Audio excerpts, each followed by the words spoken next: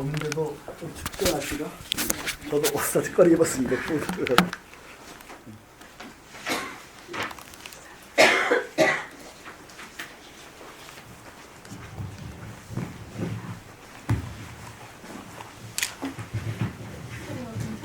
예, 괜찮죠? 예. 위쪽으로 좀.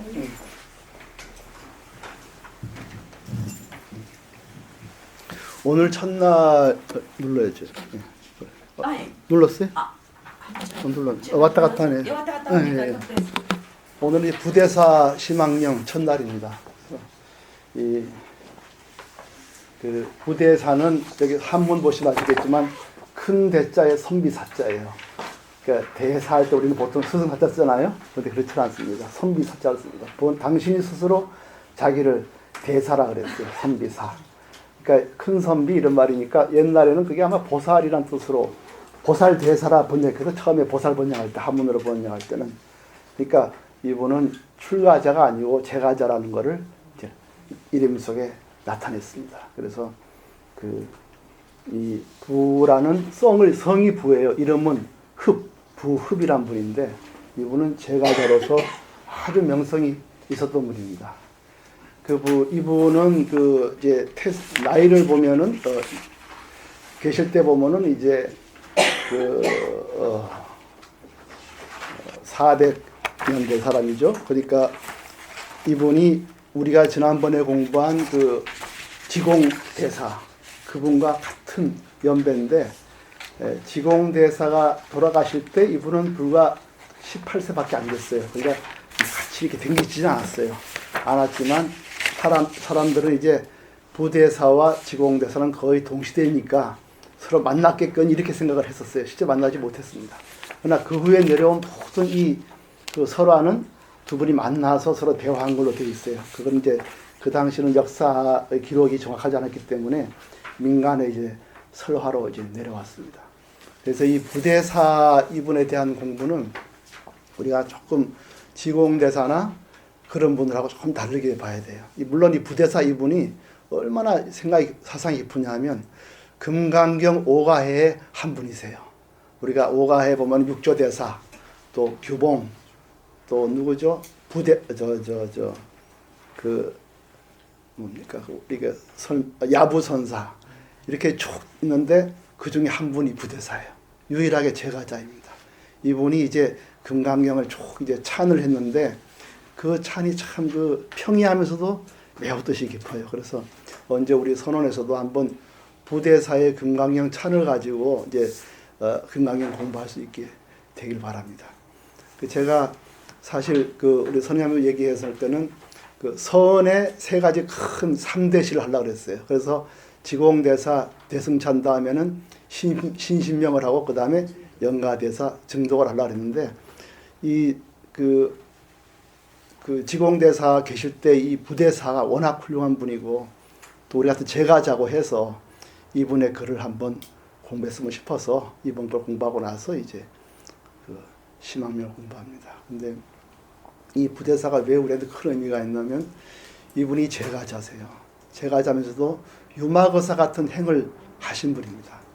이분이 보는 불교는 제가 보기엔 조금 다릅니다. 다르다 해서 부처님 법이 아닌 게 아니라 부처님 법 중에서도 제가자가 살아가면서 어떻게 살 것인가 하는 그런 깊은 권해 속에서 불교를 추구했기 때문에 이분이 보는 불교는 조금 이제 어떻게 보면은 제가자로서의 또 유마거사 행을 한 사람으로서 그런 분으로서의 깊은 해안이 담겨져 있습니다. 그래서 이분의 이 심학명이나 이런 게 후에 당나라 때 많은 선사들이 이분의 글을 인용을 했습니다. 벽암록에 봐도 부대사와 지공대사가 나오고요. 또 임재록에도 부대사가 나옵니다. 그러니까 당송 때 많은 분들이 부대사의 글을 인용하고 이분은 칭송했고 특히 이제 그런 대종고 이쪽으로 와서도 이분의 글이 많이 인용이 됐습니다. 그래서 심학명을 공부하기 위해서는 이분이 어떤 사람인가, 어떤 분인가를 좀 공부하고요. 그 다음에 이분이 불교를 바라보는 시각, 이분이 어떤 문제의식을 가지고 불교를 이렇게 했나, 그리고 우리 좀 이해를 해야 이 부대사의 신망명을 공부할 때 이제 그 이해를 할 수가 있습니다. 그러면 이제 부대사라는 분은 중국 사람이잖아요. 그래서 이분이 그 신망명을 쓴 그 깊은 그 식계 속에는 이분의 그 당연한 그 문제의식이라든가 불교를 공부할 때 그게 다 반영이 돼 있어요. 그래서 그 부대사란 분을 좀 이해해야 되겠다.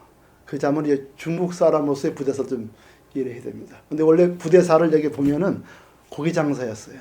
그 의량주 수산시장에 있던 사람, 그런 데서 있던 사람이에요. 그러다가 28인가 이 사람이 그 인도의 스님을 만납니다. 그래서 공부를 해서 10년간을 산속에서 공부를 했다 그래요. 그리고 아내와 함께. 아들이 이제 둘 있고 이제 이렇게 했습니다. 그래서 그 우리가 부대사를 공부하기 전에 먼저 우리가 그 부대사 이분의 그 추측이지만 신앙명에 반영된 이분의 고민을 좀 이해할 필요가 있어요. 그래서 오늘의 주제는 이겁니다.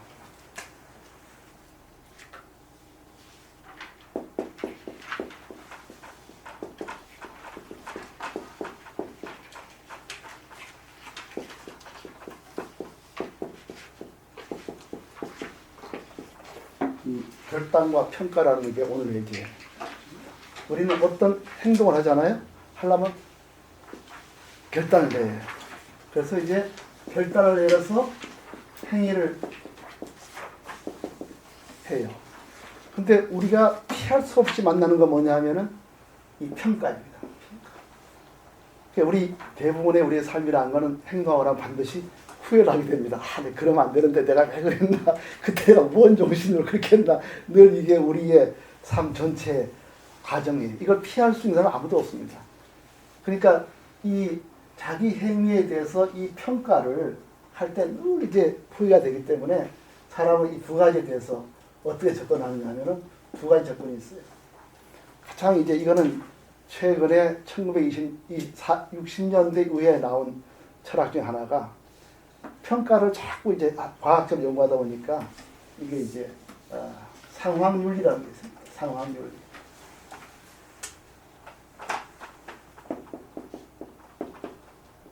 상황윤리. 왜냐하면 절대적인 윤리는 없다. 그러니까 자꾸 고민하지 마라. 도덕심 나쁘다 그러지만은 어떤 사람이 외국에 간첩으로 가서 그 나라의 비밀을 싹 훔쳐와서 장차 우리나라를 쳐들어온다는 비밀을 미리 알아가지고 대처하면은 도덕질도 좋은 거 아니냐. 그 국가를 애국하는 거거든. 그러니까 또 병자한테 약을 먹일 때, 아, 이 약 참 좋은 약이다. 이렇게 하자고. 사탕이다 먹어라. 이렇게 먹였으면은, 그다 상황이 만든 거니까 절대 의미는 없으니, 그래갖고 살 썩지 마라. 고민하지 마라. 이제 이런 게 이제 상황윤리 60년대 이후에 많이 유행했죠. 근데 이게 어떤 문제를 안고 있냐면, 그럼 주기차게 고민을 하게 만드는 게 뭐냐는 거예요. 그게 없으면 이게 의미가 없는 거 아니에요? 그러니까 뭔가 본질적으로 인간에게 어떤 문제가 있다. 그걸 해명하지 않으면 상황주의라는 거는 그때그때 그냥 포장하기 바쁜 거예요. 그러니까 그 자체가 뭐냐. 그러니까 이거는 현대지만 고대에서부터 내려오는 문제는 평가의 문제고요. 이 끝없는 오류에 대해서 인간의 본성이 뭔가를 생각한 겁니다. 그게 중국이 가장 일찍부터 발달했어요. 지난번에 봤을 때 춘추 전국시대 때부터 이 정치를 할 때 어떻게 해야 되느냐, 인간의 본성이 뭐냐, 이게 이제 상당히 문제가 되었습니다. 본성에 대한 문제. 그래서 공자나 맹자 같은 분은요, 인간이 타락하고 후회스러운 행동을 한 건 뭐냐, 마음속에 공명심이 있어서다. 자기 위치를 지키지 않고 자기 위치를 벗어나려고 해서 생긴다. 그러니 사람이 자기 위치에 있으면은 후회할 필요 없다. 그러니까 이분은 주로 뭐냐 하면은 이제 하시는 말씀이 군군, 신신, 부부, 자자, 임금은 임금답게, 신하는 신하답게, 아버지는 아버지답게, 자식은 자식답게, 이렇게 자기 위치에서 할 일을 숙고해서 행동을 하면 후회할 일이 없다. 근데 신하가 말이죠, 저 임금자 내가 한번 먹어야 되겠다. 이렇게 다 공명심이 생길 때부터 이 문제가 사회적 문제 생긴다는 거예요. 또 자식이 아버지의 자리를 지가 넘어서 아버지 말도 안 듣고 마음대로 하면은 또 이런 문제가 생기는 거예요. 그러니까 이런 문제는 그 공명심, 삿된 마음이 생겨서 그렇다. 그러니까 삿된 마음을 없애려면 어떻게 되느냐? 규칙을 만들어야 된다. 그래서 이 공자는 예를 중요시했어요. 예만 지키면 신하는 신하의 예, 임금은 임금의 예, 아버지는 아버지의 자식, 이 예만 지키면 후회할 일이 없다. 그래서 이 예가 아니면 비례는 물시오, 예가 아니면 보지도 말고, 비례 물면 예가 아니면 듣지도 말고, 이렇게 말 나오잖아요. 많이 들어봤죠? 공자 논어에. 그러니까 이 예를 가지고 행동을 하면은 어떤 일을 해더라도 평가가 완벽한 행동이 된다. 그러면 이제 예가 그럼 어디서 누가 만들었냐? 공자 말씀은 옛날 요임금, 수임금, 성인께서 천지 법도를 살펴서 만든 게 예다. 이게 이제 이 논어의 그겁니다. 그러니까 기본적으로 이 특히 맹자에 와서는 이 인간의 본성은 선하다. 이게 그러니까 예를 지킨다면 뭐예요? 자기 본성에 돌아가는 거예요. 그러니까 그 공자는 이게 이렇게 되어 있습니다. 극기복례예요. 극기복례. 많이 들어보셨죠? 옛날에? 복례. 자기의 사적인 이기를 극복해서 예에 돌아간다. 극기복례. 예에 돌아가는 건 뭐죠? 자기 본성에 돌아가는 거예요. 자기 본성이 선에 돌아가면 모든 행동에 후회할 일이 없다. 이렇게 되어 있어요. 그러니까 우리는 어릴 때부터 예를 많이 따졌잖아요. 어른 앞에서 무릎 꿇고 있고, 아버지 밥 먹을 때는 미리 입도 열지 알고, 그죠? 말할 때는 반드시 존댓어를 쓰고, 이게 다, 그 서양 사람들이 아버지 아들 사이에 존댓말이 없잖아요. 그러니까 우리는 기겁을 했어요. 우리 옛날 노인들은. 아니, 아버지한테 유, 이러고 말이죠. 기가 막히지 않습니까? 우리는 아버지가 유하면 안 되죠. 아버지, 이렇게 이제. 그러니까 우리는 말이 복잡해요. 임금이 밥 먹을 때는 술하락 하지. 보통 사람 밥 먹으면 밥이락 하고, 군인이 먹으면 짬밥이락 하고 다 다르잖아요. 그만큼 이 관계를 중요시하겠어요. 그래서 예를 이렇게 한 거예요. 특히 이 맹자는 인간이 이렇게 예를 못 지키는 현실은 뭐냐면 배고파서 그렇다. 그래서 맹자는 늘 항산을 말했어요. 항산. 항산이면 항심이다. 먹을 게 있으면 사람이 예를 안다. 부뚜막에 뭐가 있어야 예를 안다. 뒤주에 쌀이 넘쳐야 예를 안다. 이런 말이죠. 이렇게 했어요. 그 다음에 이 공자 맹자와 같은 파이지만 순자가 있어요. 몇 번 말씀드렸죠? 순자. 제가 말씀드린 거는 이런 기본적인 교양을 갖춘 사람이에요. 이런 이 부대 사람분이. 중국 사람이기 때문에. 이 순자는 뭐냐 하면은 인간은 악하다. 본성이. 인간이 악하니까 온 세상이 어지럽지 뭐 인간의 사람은 어지럽겠냐? 이 생각. 이분은 어떻게 해야 되겠어요? 인간이 악한 이상 이런 방식은 안 되는 거예요. 제가 말씀드렸지만 내 아들이 군대에 가려고 나온 거 직장에 나온 거야. 그러면 논산에 딱 맞춰가요. 왜 가겠어요? 안 가면 터지거든. 수배당하고 끌려가거든요. 그러니까 순자는 법으로 해야 사람이 말을 듣는다. 아버지가 너 군대 가라 한다고 그렇게 군대 같으면 한 명도 없다. 군대 갈 사람. 그렇게 얘기한 거예요. 그래서 이 사람은 법은 뭐죠? 상과 벌이에요. 강제예요. 벌을 때리는 거예요. 여기서 공자는 예를 아껴서 덕으로 교화해서 부드럽게 깨우쳐서 이렇게 가는 길이고, 여기는 상벌을 행해서 이렇게 가는 길이에요. 법을 시행해서 엄하게 하면은 인간은 후회할 일이 없다. 이렇게 됐어요. 이런 기본적인 문제의식이 중국의 그 춘추전국 시대 이후에 중국의 문제. 그래서 늘 인간의 성이 뭐냐? 이게 늘 성이에요.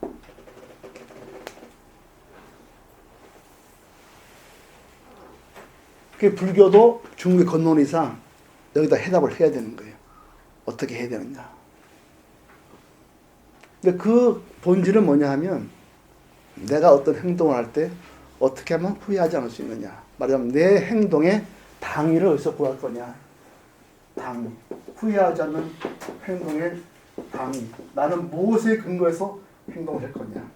그래서 유학자들은 다 예를 기준으로 활동을 해요. 그래서 항상 우리도 만나면 지금 그러잖아요. 만나면 보살님 다 만나면 친척집 만나면 저 사람 나하고 학력 어떻게 되나 다 보잖아요. 학력 딱 따져서 내가 저를 받아야 됐다. 또는 내가 말을 올려야 되겠다. 나이가 어려도 학력 보면은 조금 올려주잖아요. 그리고 좀 나이 많아도 낮으면 조금 내려가고 그거 다 우리가 따지는 거거든. 그 기본은 예입니다. 그래서 그 옛날에 박 대통령이 말이죠. 한 번은 딱 차를 타고 왔는데 어느 집에 보니까 집이 100칸 좀 큰 집이야. 저 집 100칸 넘는데 누구냐니까 박흥식이다니까 딱 인상을 한 박 써버린 거예요. 99칸 넘으면 안 돼요. 그죠? 신하는 100칸 넘으면 그건 왕이나 100칸은 써야 돼. 그래서 99칸을 짓는 거예요. 신하들이. 그게 다 그거예요. 또 숟가락을 쓸 때 임금이 쓰는 용표를 매긴 숟가락 썼다. 아, 저놈 손 좀 대야 되겠구나.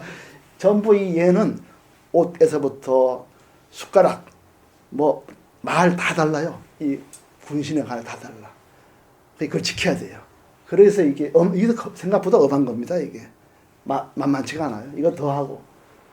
그래서 이제 되면 그래서 문제는 이런 게 그냥 책상에 앉아 있으면 문제될 게 없어요. 내가 실제 정치를 하거나 행동을 해서 정말 내 행동이 옳은 결단을 하기 위해서는 나는 뭐에 의지해야 되는가, 이게 가장 큰 문제입니다. 그래야 후회하지 않거든요. 하고 내가 그때 뭔 생각으로 그렇게 했나 늘 후회한단 말이에요. 그래서 이제 이런 고대서부터 정치에서 이런 생겼어요. 그래서 이 성선이냐 성하에 따라서요 확 달라지면 정치가 달라져요. 무섭게 때려서 사는가 하면. 그래서 백성 입장에서는 이번에 정승이 누구냐 이게 중요한 거라. 그 사람은 이쪽이냐에 따라서 아이고 내한테 찬바람 불겠구나 아니구나 그거 아는 거 아니겠어요? 그 이제 기본적으로 내 행동의 당위를 어디서 구할 거냐. 그걸 이제 상황 윤리가 아니고 인간의 본성에서 찾은 거예요. 우리 원효대사 같은 분은요. 이분이 대승기신론을 썼어요. 대승기신론 소를 썼거든. 대승기신론이 동아시아 때 굉장한 불교의 후기 불교의 그 금자탑입니다. 거기에 원효대사가 소를 썼는데 그거를 중국에서 굉장히 높이 평가한 거죠. 말하면 조만한 신라 지역에서 근데 원효가 어떤 분이에요? 행동을 하신 분이잖아. 그냥 박을 들고 뛰어댕기고 그래서 그 고승전에 그런 말이에요. 신라 사람들이 남아미탑을 배운 거는 다 원효덕이다. 그래 그 정도입니다. 그 기분이 막 천천말로 다니면서 춤을 추고 노래를 부르고 노래 가르쳐 준 거예요. 박을 치면서. 그래서 그 화엄경에 한 길로 생사 벗어난다. 이래가 사람들이 다 남아미탑을 외워버린 거예요. 그래서 그 전쟁 후때 그 민심을 많이 했거든. 그것도 행을 한 사람이라. 그 행을 해서 이런 사람이에요. 여기서 문제를 느낀 사람이에요. 그래서 원효사의 그 대승기신론서의 원효사의 큰 핵심이 뭐냐 하면 인간의 이 혼란은 어디서 오느냐 이거예요. 이거를 생각을 했습니다. 인간의 혼란이 어디서 오느냐. 그 이분이 기신론에서도 특별한 그 해석이 뛰어난 점은 인간에게는 세 가지 근본 문명이 있다. 근본 문명. 이건 아마 이제 앞으로 기신론을 공부할 기회가 있을지 모르지만 거기 보면은 이제 기신론이 짧으면서 대단한 거거든요. 근본 문명. 인간이 왜 이렇게 걸으면 좋겠는데 이렇게 안 걸어요. 집을 지면 조금 100칸 넘어 짓고 싶고 그죠? 옷도 입어도 멋있게 입고 싶고 항상 이거 그리고 신하는 언제나 임금노래를 누리고 우리 드라마 보면 다 그거잖아요. 전무가 어떻게 하면 오은할 뺐을까요? 그래서 오은하에 헛적 노려서 딱 주식을 사가지고 지가 어느 날 딱 뒤집어 쓰거나 그죠? 또는 뭐 맨눈이나 사이에 들어가서 또 이게 전부 다 역상이거든. 그러니까 전부 혼란된 거예요. 그래서 이 원효사는 뭐냐면 근본 무명을 처음에는 무명업상 우리의 깊은 이 무명업식이 있다. 이 업상 있고 여기서 뭐가 나느냐 하면은 나라는 게 중간 본다는 게 일어나요. 이거를 전상 뒤바뀐다는 거예요. 전상이 일어나요. 뒤바뀌어서 일체가 비어있는데도 본래 본질은 인간이 어느 사이인가 내가 보는 내가 일어나는 게라. 그 다음에 뭐가 나죠? 대상이 나타나. 현상.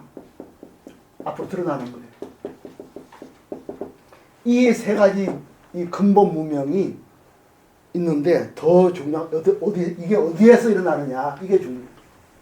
바로 우리의 깊은 의식인 아라야식. 제8식이라 그러죠. 육식은 우리의 의식이고 잠재의식은 칠식이거든. 칠식 밑에 깊이 들어서서 일체의 윤회를 일으키는 그 근본식 아라야식이에요. 이걸 함장식이라고 하지. 8식에 여기 다 있다는 거예요. 이게 원효의 위대한 해석입니다. 무명업상, 그리고 본다는 뒤바뀌는 생각, 그 다음 앞이 보이는 이거. 이 세 가지 근본 무명이 우리의 안에 있기 때문에 늘 우리는 행동할 때마다 휘둘린다 이거예요. 그러니까 그렇기 때문에 우리는 언제나 후회할 수밖에 없는 것이다. 그래서 이걸 깨달아서 본래의 소식을 접하면은 벗어난다. 이런 거예요.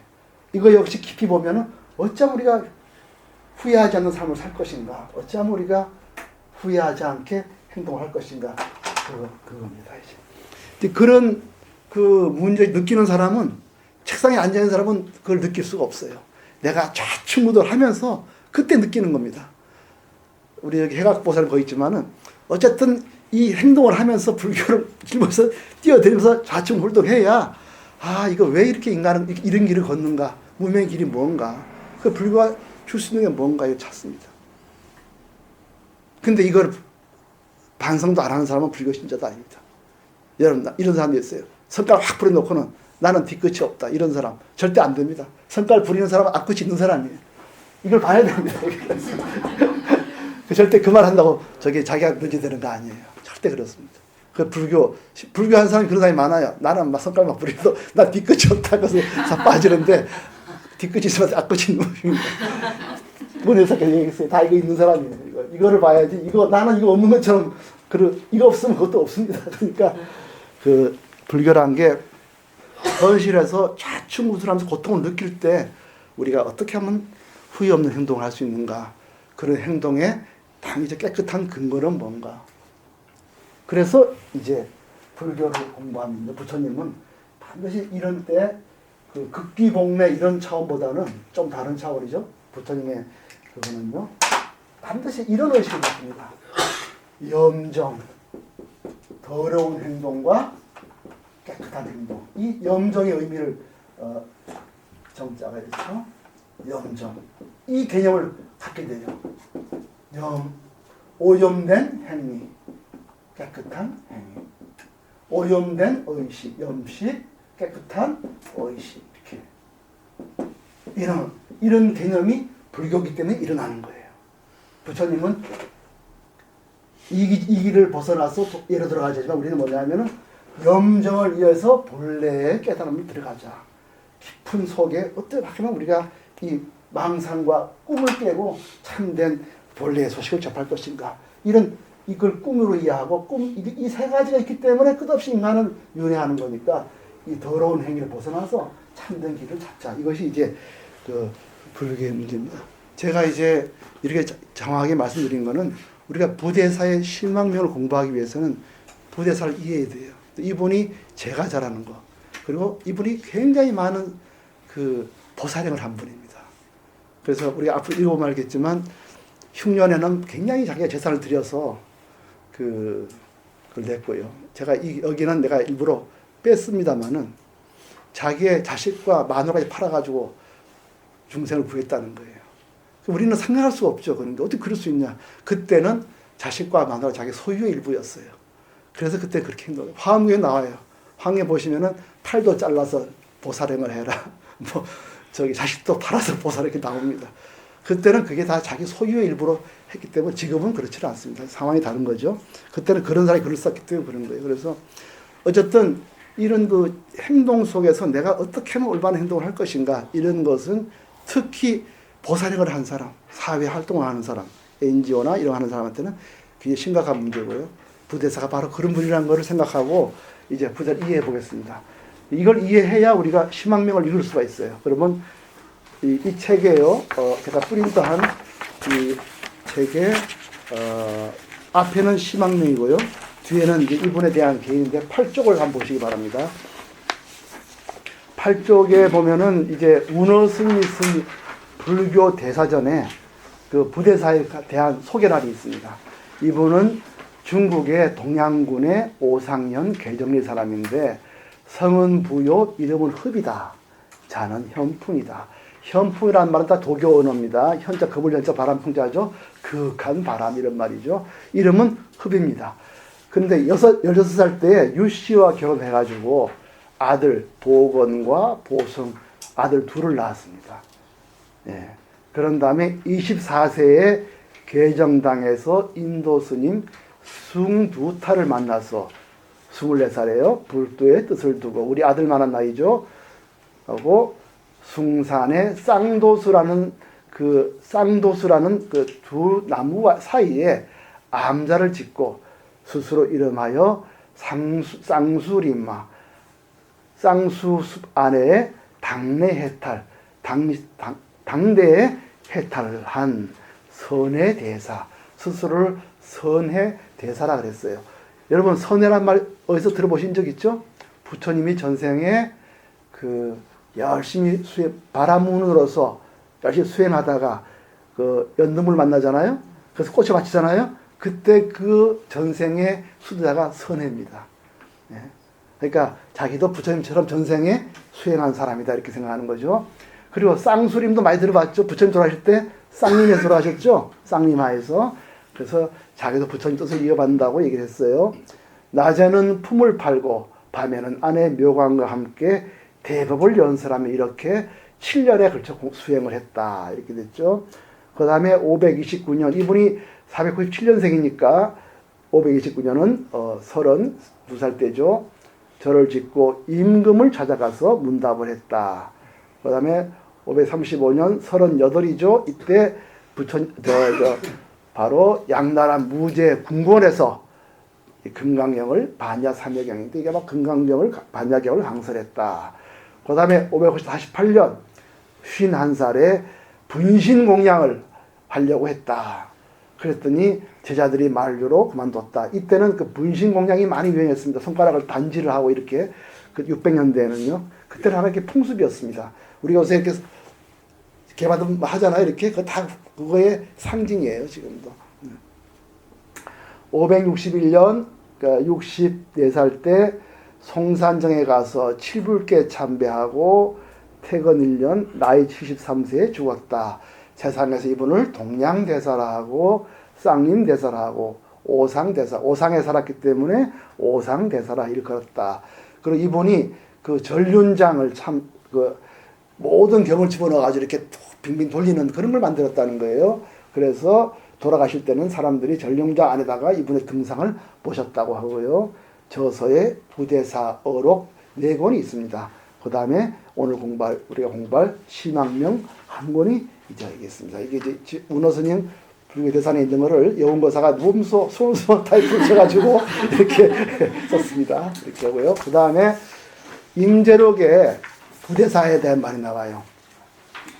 임재록께서 법상에 말씀하셨어요. 상당하되 1인은 제고봉 정상하야 한 사람은 높은 정상에 있어서 무출신지로 꼭대기에 탁 올라가기도 갈 데가 없어요. 이제는요. 무출신지로 몸을 떼어낼 길이 없고 1인은 제 십자가도 하여 영무향변이라 한 사람은 이 네거리 사거리 신호등인 데서 있어가지고 있다 보니까 사방이 다 자기가 보여서 어디로 도망갈 데가 없어요. 영무향배 앞으로 가지도 못하고 뒤로 가지도 못하고 다 노출됐다 자기 몸이. 낮에 제전이요 나게 지금 누가 앞이면 누가 뒤냐. 한 사람은 높은 정상에 딱 있어가지고 한 물건 넘는 자리에 있고 한 사람은 십자가 뒤에 많은 사람이 돼서 딱 있고 하나도 없는 자리에 있는 사람과 일체가 섞여 있는 사람 누가 앞이고 누가 뒤느냐 이렇게 해놓고는 임재선사가 부작 유마일하며 부작 부대사노라. 유말도 되지 말고 부대도 되지 말아라 이렇게 했어요. 그만큼 이 법문에도 부대사를 소개를 했어요. 뜻은 나중에 공부를 하겠습니다. 그 다음에 벽암록의 부대사 이거를 좀 읽어보겠습니다. 오늘 거사님 한번 읽어보시랍니까? 예, 벽암록 부대사 한번 읽어봅시다. 예. 양나라의 고조인 무제는 소시이며 이름은 연, 자는 숙달이다. 대업을 일으켜 제나라를 뒤어 왕위에 올랐다. 즉위한 뒤에 따로 오경의 줄을 내어 강의하였고 황로의 도교를 두터이 신봉하였으며 타고난 성품은 지극히 효성. 예, 이거 보세요. 양나라 무제란 분이요. 불심천자라 그랬어요. 부처님의 마음을 갖춘 자다. 그래서 굉장히 불법을 많이 선포하고 손수 반야경을 강도할 정도의 그 정도의 불교만인데요. 이분의 기본 소양이 뭡니까? 도교예요. 도교는 뭐냐면 노장, 아까 말한 노자, 장자 이런 공맹자, 노장자 이런 그때는 이 기본 공부가 이겁니다. 이런 분들이 불교를 공부한 거예요. 읽어보십시오. 예. 하루는 출세간의 법을 얻어 부모의 은혜에 보답하고자 하였다. 이 보세요. 이거 공맹자죠. 예? 부모의 보답. 이거는 유학적인 사고 방식을 가진 거예요. 예. 그리하여 도교를 버리고 부처님을 받들면서 의학법사에 귀의하여 보살계를 받았으며 몸소 부처님의 가사를 읽고 방광반야경을 강의하며 부모의 은혜에 보답하고자 하였다. 당시 지공대사는 괴이한 신통력으로 대중을 현혹시킨다 하여 감옥에 갇히게 되었는데 지공스님은 자기의 분신을 놔두어 성읍에 다니면서 교화하였다. 무제가 하루는 이를 알고 느낀 바 있어 지극히 그를 추앙하고 존중하였다. 악은 맞고 선은 보호하면서 숨다가 나타나는 그의 행적을 이루 헤아릴 수 없다. 예, 우리가 지난번에 배웠죠. 지공 대승차 얼마나 학문적이고 깊어요, 그죠? 근데 실제 이분은 이렇게 행을 많이 하신 분이에요. 행을 많이 했기 때문에 참으로 인간의 도리가 뭐냐, 어떻게 행동해야 돼, 이거를 많이 이제 반성하고 부처님의 가르침에 귀를 기울였던 거죠. 그래서 지공대사 있으세요. 예, 다음에요. 때 무수의 어떤 대사가 운황산에 거처하면서 손수 중도로의 나무를 심고 이를 쌍님이라 이름 붙이고 자칭 미래의 선해 대사라 하였다. 그가 하루는 글을 지어 제자에게 시켜서 무제에게 표를 올려 황제께 여쭈었다. 때 조정에서는 군신의 예의가 없다 하여 받아들이지 않았다. 예, 이분이 이제 공부를 한 다음에 무제한테 편지를 보냈어요. 그러니까 정치를 이렇게 하면 좋겠습니다 하고 나름대로 이제 했으니까 조정에서는 말이지 뭐 이 사람이 군신의 예도 없이 어디다 대고 편지질이야 이렇게 된 거예요. 그래서 이제 안 됐습니다. 그런데 더 읽어보세요. 부대사는 금능성 속에 들어가 물고기를 팔았는데 당시 무제가 간혹 지공스님을 청하여 금강경을 강의하게 하자 지공스님은 말하였다. 빈도는 강의를 하지 못합니다. 시중에 부대사라는 사람이 있사온데 그가 이 경을 강의할 수 있습니다. 예, 이거는 이제 사실은 아니에요. 왜냐하면 이분이 돌아가실 때는 부대사는 18세기 때문에 했지만 그러나 많은 중국 백성들은 이 글이 나온 게 벼감록이 송나라 때 나온 책이거든요. 그러니까 당송 때까지 다 이렇게 알고 있었던 거예요. 그만큼 이분이 당대 유명한 분이었어요. 부대. 그러니까 의뢰 유명한 사람들 알 일이 비슷한 때니까 그게 중요한 거는 이렇게 알고 있었다는 거예요. 중국 사람들은. 예, 그 읽어보세요. 예. 무제는 조서를 내려 그를 벽을로 불러들였다. 부대사는 입궐하여 법자위에서 경상을 한번 후려치고 바로 내려와 버렸다. 예, 앉자마자 그냥 쾅 치고 내려버린 거예요, 이 사람이. 예. 당시에 대뜸 떠밀쳐 넘어뜨려 버렸더라면 한바탕 뒤죽박죽하는 꼴을 면하였을 텐데 도리어 지공스님이 폐하께서는 아셨는지요 하자 무제가 모르겠군요라고 말하여 부대사는 금강경 강의를 마쳤습니다라는 지경을 당하였고야 말았다. 이는 한 사람은 우두머리가 되고 한 사람은 꼴찌가 된 것이라 하겠다. 지공스님이 이처럼 말하긴 했어도 꿈엔들 부대사로 보았겠는가? 그네들 모두가 망상분별을 한 것이다. 부대사가 그 중에서 가장 기특하다 하겠다. 이게 이 글이 나오는 데가요. 벼감록 제67지 경상을 두드린 잘못 쳤네. 두드린 부대사 해서 이제 부대사 휘안이라는 벼감록 제67지 나오는 이야기를 올리겠습니다. 말하자면 송나라 때 벼감록이란 최고의 선서에도 이렇게 부대사를 높이 평가했던 겁니다. 그러면 이제 본격적으로 부대사가 어떤 분인지 우리가 알아보겠습니다. 이거는 그 경덕 전등록에 나와 있는 부대사의 행장이에요. 그 여기는 이제 부대사의 그림 잘 사사하게 나와 있습니다. 그 뒤에 김 선생님 좀 읽어보실랍니까? 예. 경덕 전등록의 부대사 선의 대사 그는 무주 의도현 사람이었다. 제의 근무 4년 정초 5월 8일에 쌍림향 우선자의 집에 태어나니 본래의 이름은 흡이었다. 양로 청감 12년에 나이 16세로 유씨의 딸 묘광에게 장가들어 보공과 보송 두 아들을 낳았고 24세에 마을 사람들과 계정포에서 고기를 잡아서는 광주리를 물에 담고 출근하기를 가려면 가고 머물 때 머무르라 하니 사람들이 바보라 했다. 그렇죠. 고기 잡아놓고는 말이죠. 강물에 물 벌어보는 니 갈래 말래 이러니까 사람들이 저 사람이 정신이 있나 이런 그런 자비심이 많았다는 겁니다. 이분이요. 예. 때마침 천축에 좀 다른마 숭두타라는 이가 대사에게 말. 그때는 인도에서 온 사람 다 달마라 그랬어요. 그래서 이때는 이 달마는 우리 그 선정 조조가 아니고 그냥 숭두타라는 스님이랍니다. 예. 나는 그대와 함께 비바시 붉게 서울을 세웠는데 지금 도설청 국면은 이발이 남아있다. 언제 돌려주겠는가. 그리하여 물가에 가서 그의 그림자를 보게 했다가 대사의 원관과 보게를 보았다. 예, 그렇게 다 물에 가서 이렇게 옛날에 그러다 봐야 물가에 가서 많이 봤나. 지금도 티베트 가면 물가에서 다음 생에 어디 갔나 많이 본다 그러죠. 그게 다 이유가 있는 겁니다. 그랬더니 부대사가 전생에 말이죠. 대단한 보살이었다는 거예요. 그래서 야 우리 이제 도서청에 돌아가자 이랬다는 말이에요. 그러니까 부대사가 뭐라 했나 보세요. 이에 대사가 웃으면서 말했다. 풀무가 있는 곳에 못 쓰는 쇠가 많고 훌륭한 이원의 문턱에 병자가 끓는다. 중생 제도한 일이 급하거는 어찌 그런 쾌락에 있는 하리. 예, 그리고 어이발 붙잡고 왔다 갔다 그런 거. 그러니까 이분이 벌써 보세요. 중생 제도 하늘이 급하다. 그러니 어찌 그런데 의하여 이분을 나타내는 겁니다. 이분이 그만큼 중생 제도에 큰 뜻을 두었고 원효대사와 같이 지공대사와 같이 저작거리에서 뛰댕긴다는 것을 딱 보여주는 거예요. 읽어보십시오. 예. 이에 숭투타가 성산마루트를 가리키면서 말하기를 저기가 살만하겠다 하니 대사가 몸소 밭을 갈면서 살았다. 예, 이걸 보면은 그 인도 스님이 저기가 좋다 이렇게 하니까 그 스님이 저 부대사께서 거기 이제 집을 암자를 짓고 밭을 가며 살았다는 거 아니에요? 이 얘기 속에는 인도 스님이 이제 길을 안내해서 공부를 가르쳤다 하는 이런 상징적인 의미가 있는 것 같습니다. 그래 읽어보세요. 예. 그리고는 개송 하나를 지었다. 맨손인데 호미를 잡았고 걸어가는데 소를 탔다.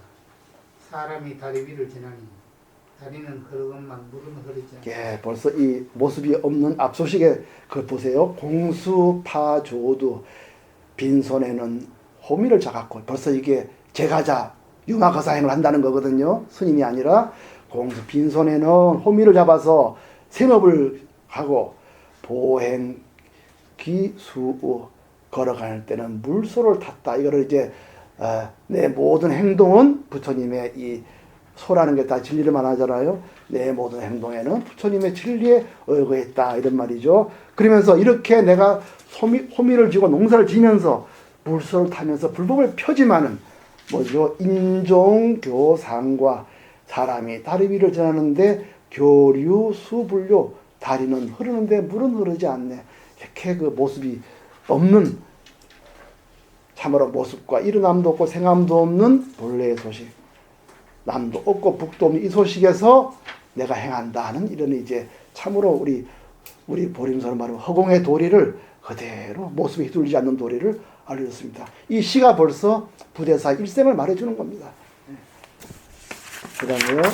그 다음에는 그 앞에 보살님 한번 읽어보시죠. 예. 어떤 사람이 어떤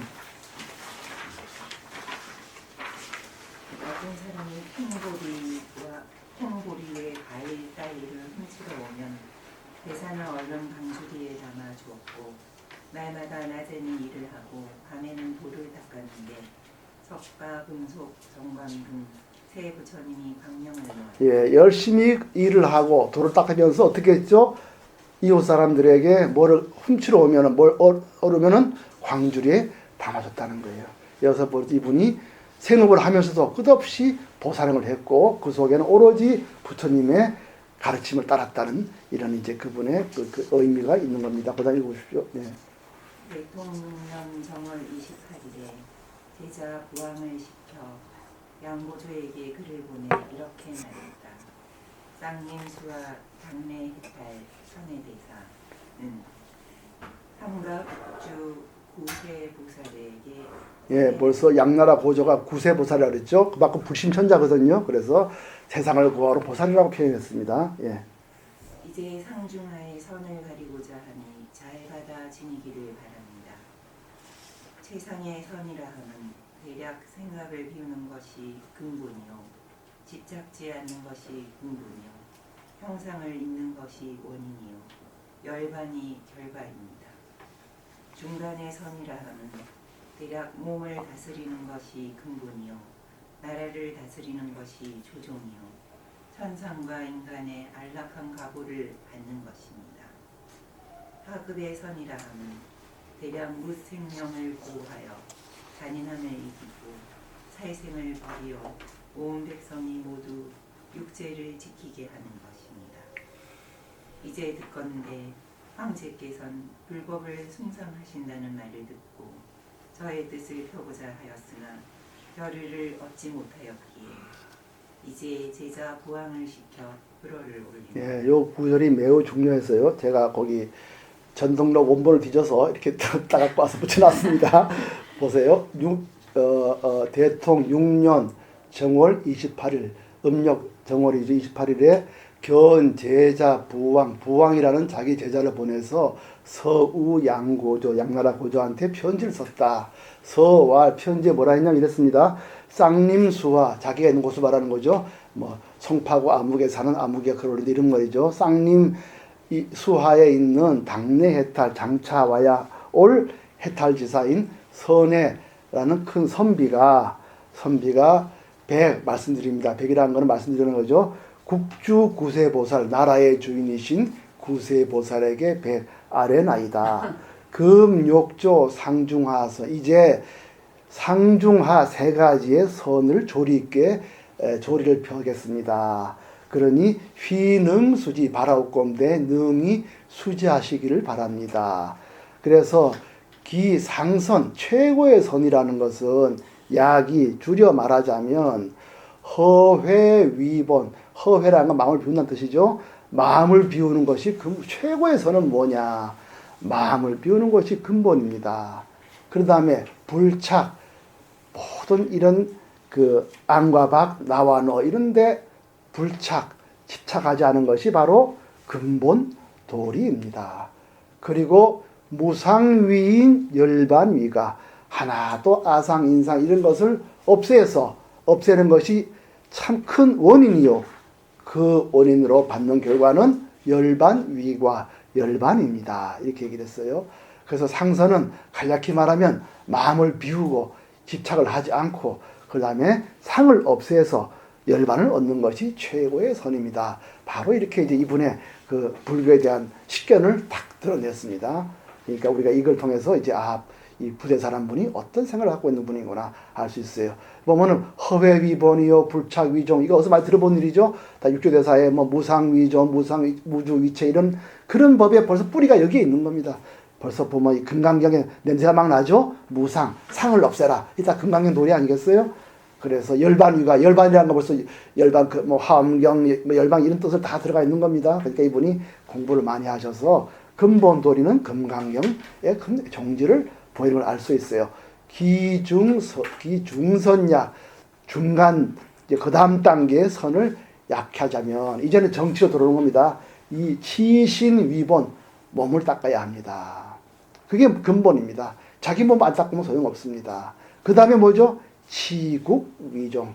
그래서 몸을 잘 닦은 근본 위에 나라를 잘 다스리는 것이 바로 마루 종자죠. 그 올바른 길이고.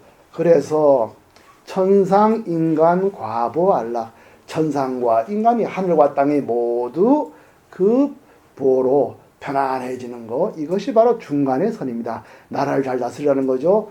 잘 몸부터 다스리십시오. 그 나라를 다스리면 하늘과 땅이 다 복을 받을 것입니다. 그럼 낮은 선은 뭐 기하선, 낮은 선은 또 무엇이냐? 약해 말하면 이 호양 중생 백성들을 잘 보살피고 승잔 거살 사람들이 서로 잔인하게 싸우는 거를 못하게 하고 그것을 함부로 사람 죽이는 거를 다 못하게 살생을 줄이는 겁니다. 이렇게 해서 보령 널리 영하여금 백성으로 하여금 구품 육제를 따르게 해야 되는 것이 좋습니다. 육제라는 게 뭐죠? 육제가 뭐죠? 그 보름하고 금음하고 또 7일 하고 6일 하고 이렇게 해서 그 육제를 지키는 거죠. 그러니까 마음을 한 달에 6번을 재개를 한다든가 그런 것도 있고요. 또 육제는 또 뭐 높은 자리에 앉지 말고 음악을 즐기지 말고 이런 것도 육제가 되고, 제가 육제는 이게 그 6번 육제를 지는 아마 한 달에 6번씩 그 자기를 이렇게 살피고 하는 그런 걸 알고 있어요. 금문 황제 숭법, 이제 듣자오니 황제께서 불법을 숭상하신다 하여 욕신론의 제 뜻을 펴고자 합니다. 미수 회금고, 그동안에 이렇게 말씀을 펴고자 하였으나 못하여서 제자를 보내서 말씀드립니다. 이렇게 했어요. 그럼 나중에 이분이 만났습니다. 부제를요. 그래서 계속 읽어주십시오. 대사가 무제를 만났다. 그 전부터 내려오면서 누구를 스승으로 섬겼소. 대사가 대답했다. 그 전부터라고 해도 그 전부터라는 것이 없고 내려온다고 해도 내려온 것이 없습니다. 스승으로 섬기는 것도 그러하다. 이분이 이제 일정한 스승이 없이 공부했다는 건데요. 그러나 그 뿌리라는 건 오로지 진리를 뿌리로 한다, 이런 말을 하고 있죠. 텅 빈 이 자리가 바로 나의 스승입니다, 이렇게 얘기한 겁니다. 예. 소명태자가 물었다. 대사는 왜 품을 뜻을 말하지 않습니까? 보살이 말한 바는 길지도 짧지도 않고 넓지도 좁지도 않고 끝이 있지도 없지도 않아서 여여한 다른 진리일 뿐이거늘 다시 무슨 말이 있겠습니까? 예. 소명태자가 누구죠?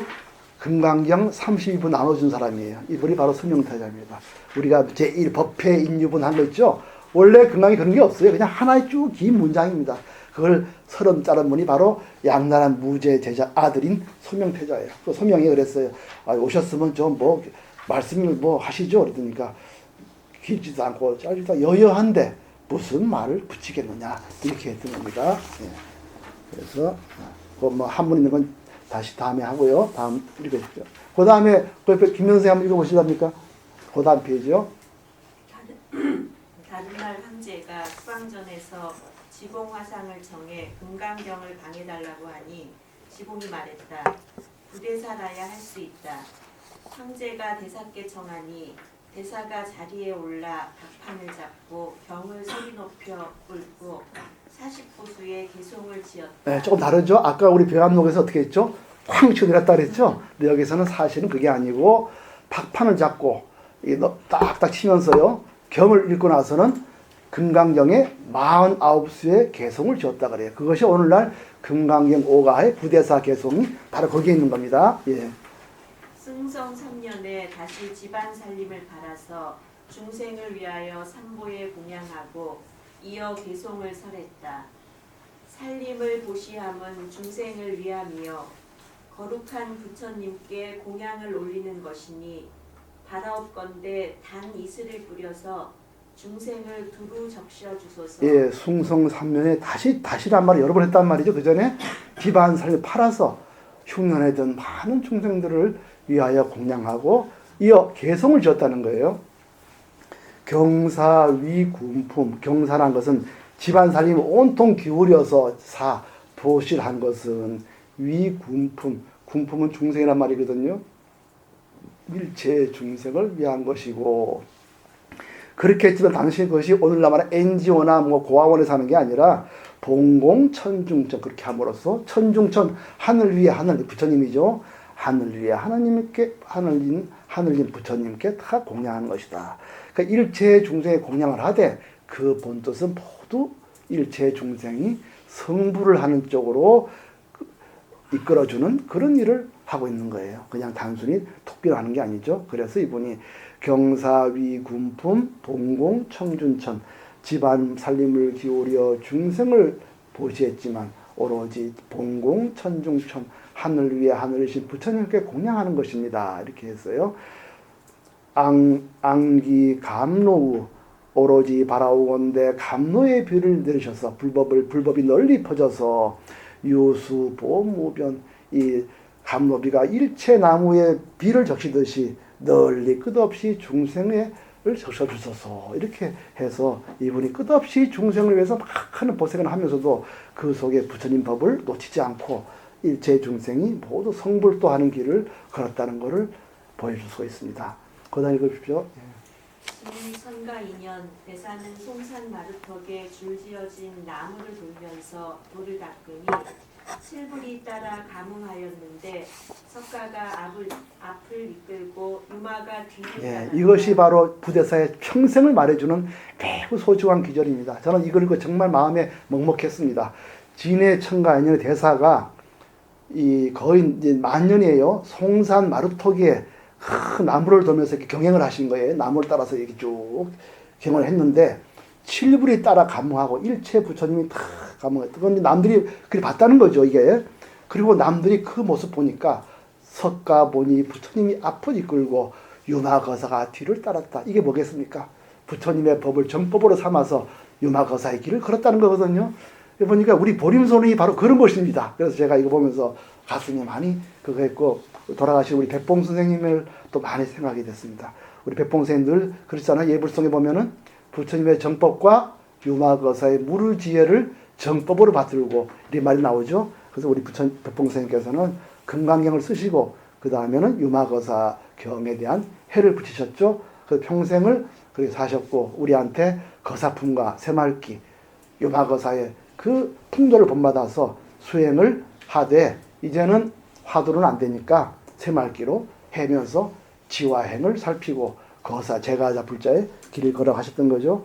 그래서 이 부대사 이걸 보면서 참 석가가 앞을 이끌고 유마거사가 뒤를 따랐다는 게 매우 참 감명이 깊었습니다. 읽으시죠. 죽기 전에 대중에게 보였다. 이 몸은 극히 더러운 것이다. 모든 괴로움이 일어나는 곳이다. 모름지기 3억 신구의를 삼가고 힘써 육바라미를 닦아라.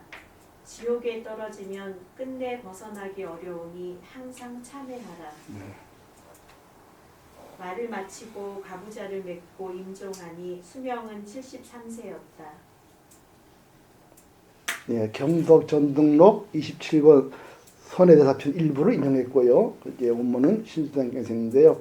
여기 보면 이렇게 있어요. 차신심과 염호하니 이 몸은 극히 더러운 것이니 뭡니까? 이 근본 문명이 이 몸에 있는 것이니까 이 공부를 하신 분의 중고 소집이라 이 몸은 모두 고통이 모인 것이니 수신삼은 봐라. 몸과 입과 생각, 나의 사고와 나의 말과 나의 몸을 잘 닦아라. 삼가하라. 이 신이란 말, 수신이 삼가란 말 있죠? 이게 앞으로 우리 공부할 심학명에 나오는 글입니다. 삼가하라. 정근육도하라. 육바라밀 닦아라. 육바라밀 아시잖아요? 보시, 지계, 인욕, 정진, 선정, 지혜. 이 바람을 닦아라. 약추 지옥하면 졸란득달이라. 지옥에 떨어지면 끝내 벗어나기 어려우니 상수 참여하라. 늘 참여하라. 이분의 평상이 그런 겁니다. 자기가 뭘 행동하더라도 늘 참여하면서 자기 마음의 이 시기를 살피고 정행, 바른 행을 하기 위해서 마음을 닦았던 것입니다. 그래서 이분이 이렇게 닦으면서 내 행을 어떻게 해야 청정한 행이 될 것인가, 그리고 그 행을 청정하기 위해서 내 마음에 어떤 무엇을 닦고 무엇을 따라야 할 것인가, 참다운 진여의 길은 무언가, 참다운 부처의 길은 뭔가, 이거를 늘 고민하고 공부하셨던 겁니다. 한 5분 쉬었다가요.